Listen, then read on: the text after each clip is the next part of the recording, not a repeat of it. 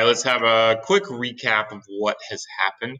Remember, they got up and out of the water from the little trick from James, flying over the sea, and then a captain sees them, and they're all, "What is going on? This is crazy." And then they never saw it again. So, right now, James and the Giant Peach and all of the buddies are flying over the ocean. And I believe it's the Atlantic because they were in England and they went by a boat that was headed to the United States. So somewhere in the Atlantic. I'll read that last sentence. So, call the ship's doctor. Our captain's not feeling well. A moment later, the great round ball disappeared into the cloud, and the people on the ship never saw it again. But up on the beach itself, everyone was still happy and excited. "Oh, I wonder where we'll finish up this time," the earthworm said. "Who cares? Seagulls always go back to land sooner or later." Up and up they went, high above the highest clouds, the peach swaying gently from side to side as it floated along. "Oh, wouldn't this be a perfect time for a little music? How about it, Grasshopper?" said the lady. With pleasure, my dear," the gold-green grasshopper answered, bowing from the waist.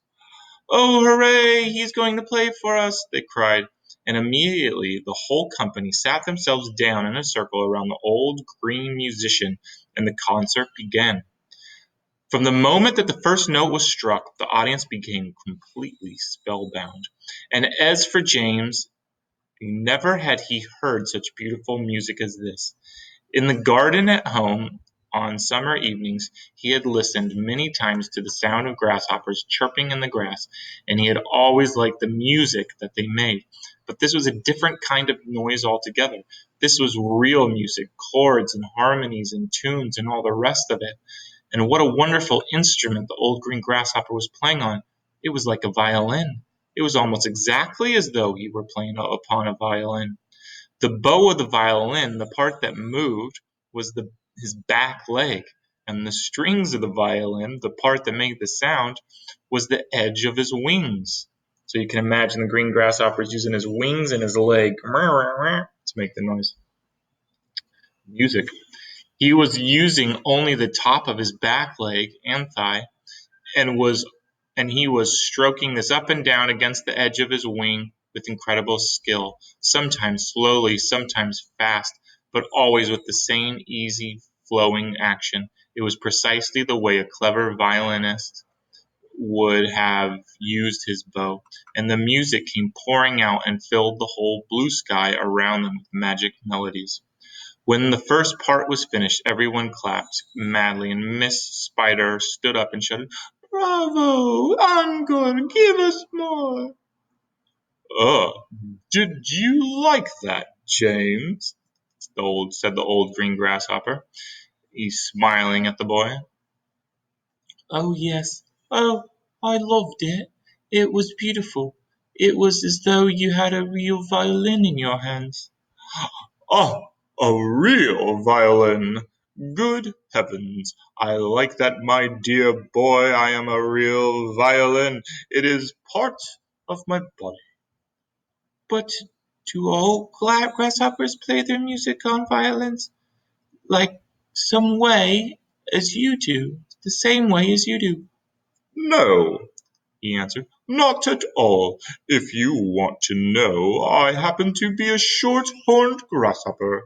I have two short feelers coming out of my head. Can you see them?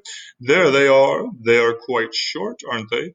That's why they call me a shorthorn. And we shorthorns are the only ones who play our music in a violin style, that using a bow. My longhorn relatives, the ones who have long, curvy feelers coming out of their head, make their music simply by rubbing the edges of their two top wings together.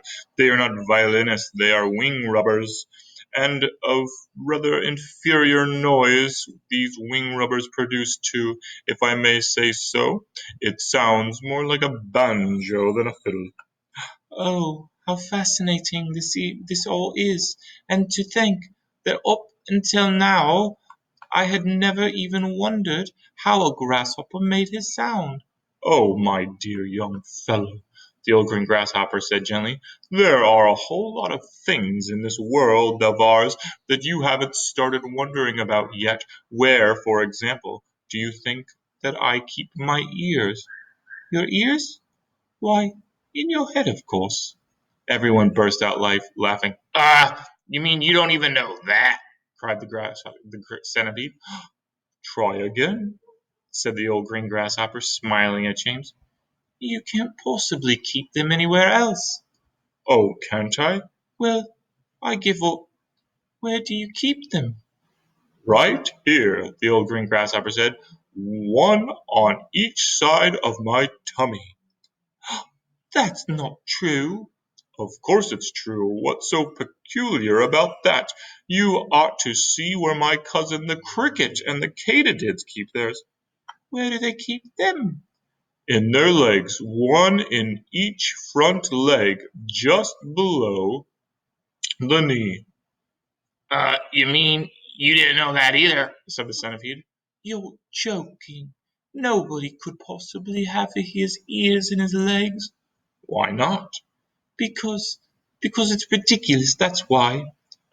You know what I think is ridiculous, the centipede said, grinning away as usual. I don't mean to be rude, but I think it's ridiculous to have ears on the side of one's head. It certainly looks ridiculous. You ought to take a peek in the mirror some day and see for yourself.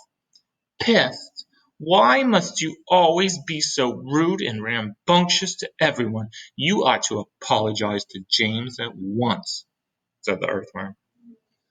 So they're just talking about the differences in things that you don't really know if you don't wonder about them. So the grasshopper has leg or his ears on his stomach. Is that true? Should we look it up? You should look it up. Be a wonderer. All right, chapter 25. James didn't want the earthworm and centipede to get into another argument, so he said quickly to the earthworm, "Tell me, do you play any kind of music?" "Oh, no, but I do other things, some of which are really quite extraordinary," the earthworm said, brightening. "Such as what?"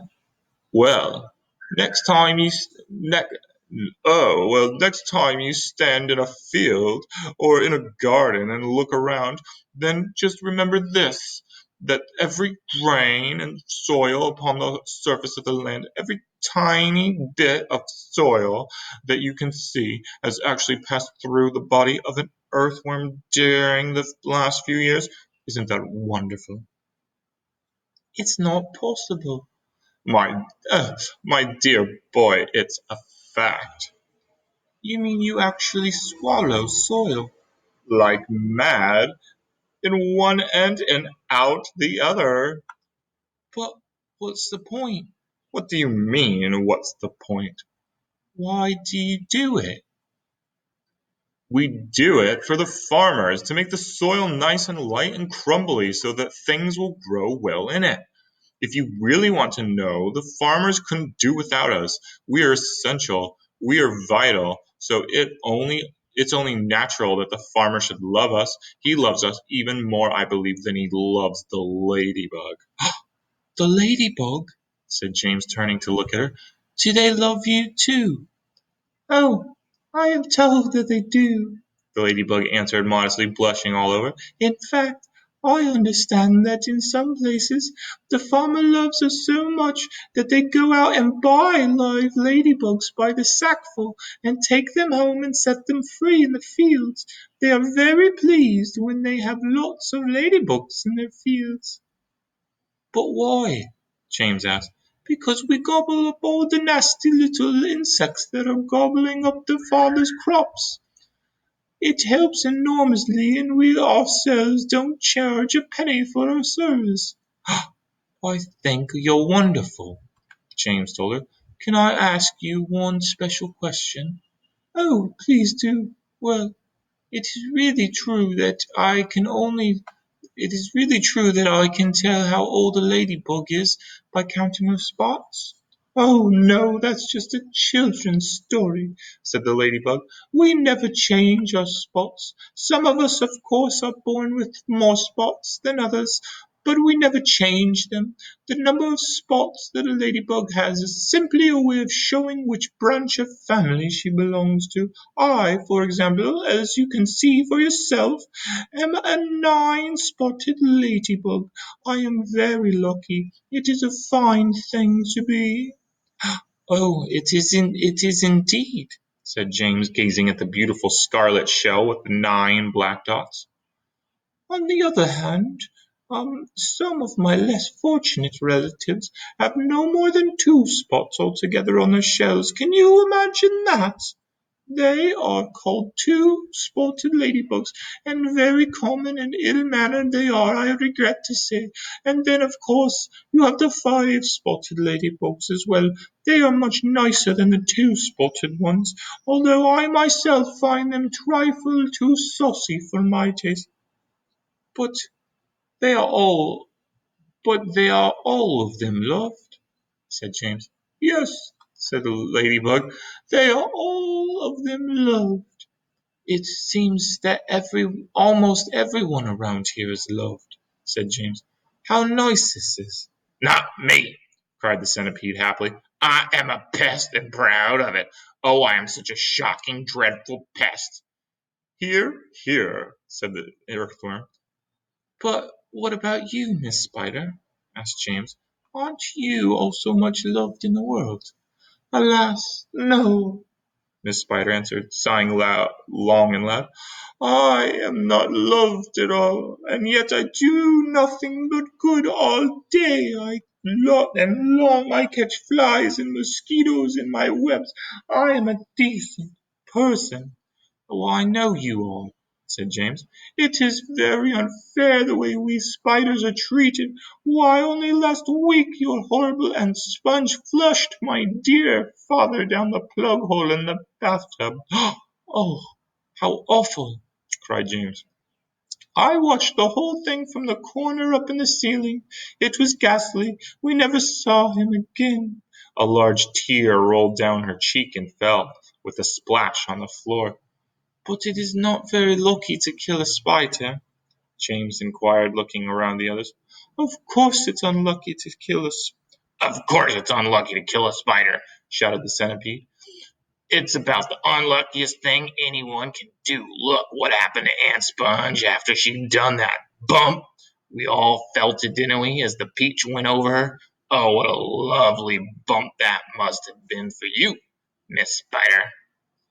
"Oh, it was very satisfactory," Miss Spider answered.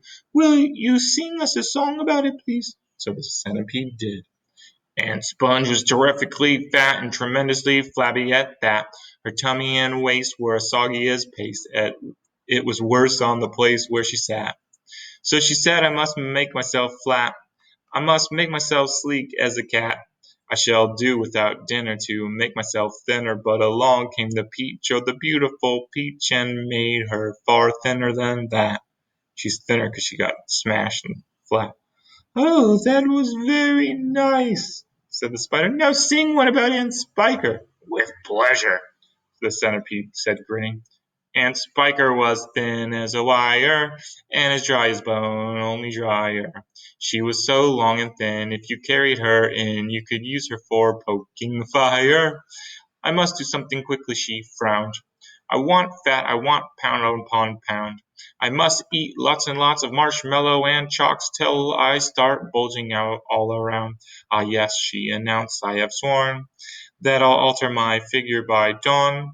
Cried the peach with a snigger, "I'll alter your figure," and ironed her out on the lawn.